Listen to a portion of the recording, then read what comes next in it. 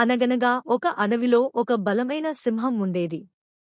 అది ప్రతిరోజూ ఇతర జంతువులను వేటాడి చంపుతూ అడవిలో భయానక వాతావరణాన్ని సృష్టించేది. దాంతో ఆ అడవిలోని జంతువులు అన్నీ భయంతో జీవించాల్సిన పరిస్థితి ఏర్పడింది.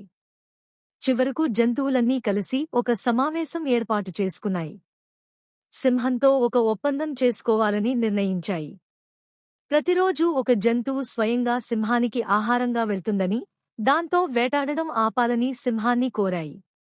సింహం ఈ ఒప్పందాన్ని అంగీకరించింది. కాని ఒక షరతు పెట్టింది.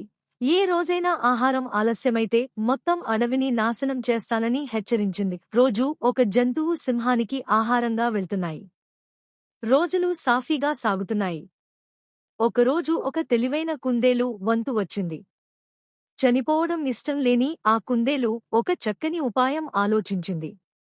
అది కావాలనే ఆలస్యంగా సింహం దగ్గరకు బయలుదేరింది. సింహం ఆకలితో, కోపంతో ఎదురుచూస్తుండగా కుందేలు దాని గుహ వద్దకు చేరుకుంది. ఆలస్యానికి కోపంతో ఉన్న సింహం దాన్ని తినాలని సిద్ధమైంది. కాని కుందేలు వినయంగా మాట్లాడుతూ తన రాక ఆలస్యం కావడానికి కారణాన్ని ఇలా వివరించింది. దారిలో మరో పెద్ద సింహం తనను అడ్డుకుందని చెప్పింది. అది తానే అడవికి రాజు అని చెప్పి సింహాన్ని సవాల్ చేసిందని చెప్పింది. ఈ మాట విన్న సింహానికి అహంకారం పెరిగింది. ఈ అడవికి నేనే రాజును అంటూ కోపంతో ఊగిపోతూ ఆ సింహాన్ని వెతికేందుకు కుందేలును వెంట తీసుకుంది. కుందేలు దాన్ని ఒక లోతైన పాడుబడిన బావి దగ్గరకు తీసుకెళ్ళింది. అడవికి తానే రాజు అని చెప్పిన ఆ సింహం ఈ బావిలోనే ఉంది అని చెప్పింది. బావి లోపలికి తొంగి చూసిన సింహానికి తన నీడ కనిపించింది. అది మరో సింహమని భావించి కోపంతో గర్జించింది.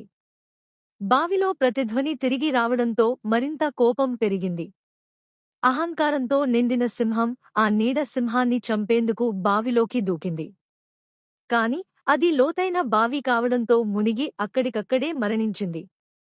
ఈ విధంగా తెలివైన కుందేలు తన తెలివితేటలు, సమయస్ఫూర్తితో మొత్తం అడవిలోని జంతువులకు సింహం బారి నుంచి విముక్తి కలిగించింది. సింహం పీడ విరగడ కావడంతో అప్పటినుంచి అడవిలో శాంతి నెలకొంది. నీతి: శారీరక బలం కంటే బుద్ధిబలం గొప్పది. ఉపాయంతో ఏ పెద్ద ప్రమాదాన్నైనా జయించవచ్చు.